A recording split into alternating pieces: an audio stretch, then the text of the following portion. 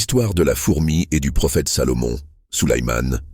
Paix et salut soit sur lui tiré du Coran, Sourate An-Naml, versets 18-19.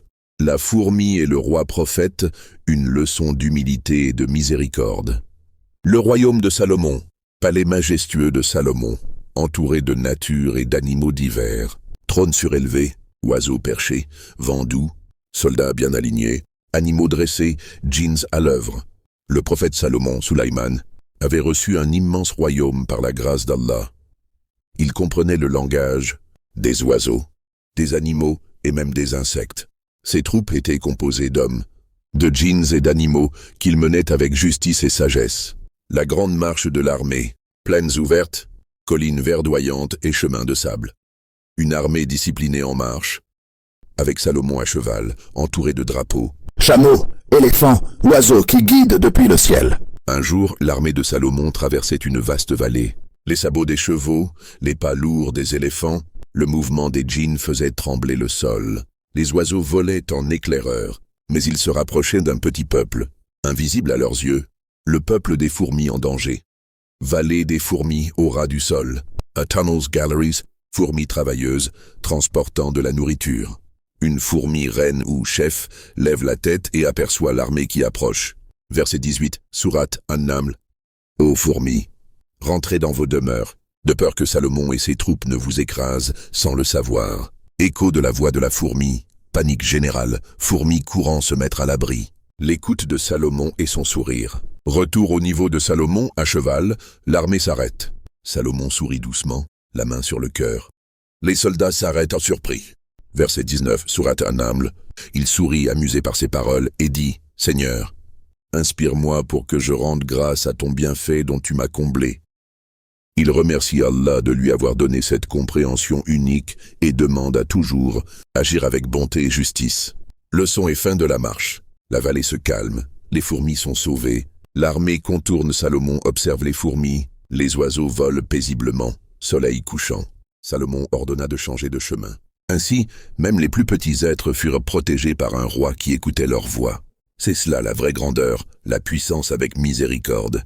Respecte chaque créature, aussi petite soit-elle, car Allah entend tout, voit tout.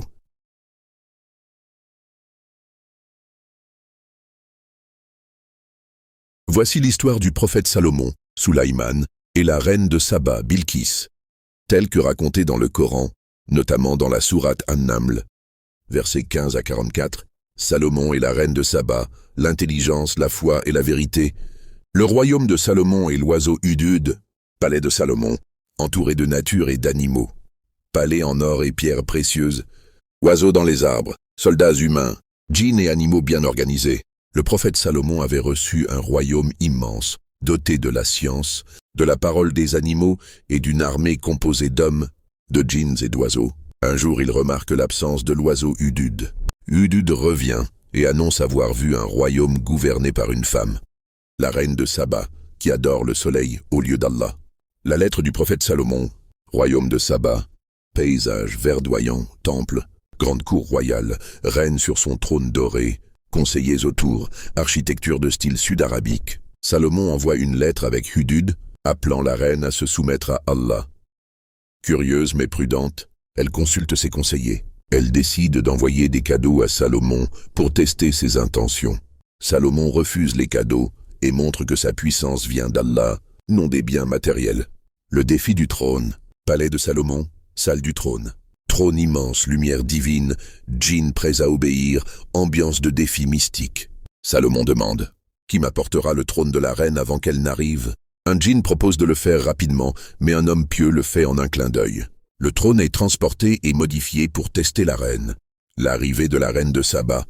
Entrée du palais de Salomon, sol en verre. Miroirs, colonnes en cristal, bassins d'eau, oiseaux et djinns en décoration.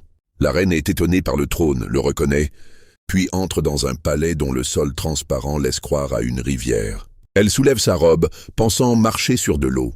Salomon révèle la réalité.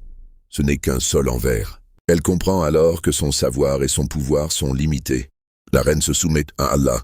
Devant le trône, lumière descendante symbolique. Ambiance paisible, respectueuse, reine posée et émue. Touchée par la sagesse et la foi de Salomon, Elle reconnaît la vérité. Elle dit, « Et Seigneur, je me suis fait du tort à moi-même, et je me soumets avec Salomon à Allah, Seigneur de l'univers. » Elle devient croyante et abandonne l'idolâtrie. Leçon finale. L'histoire montre l'importance de la sagesse, du dialogue, de l'humilité, et que la foi en Dieu est la vraie richesse, au-delà du pouvoir ou de la beauté.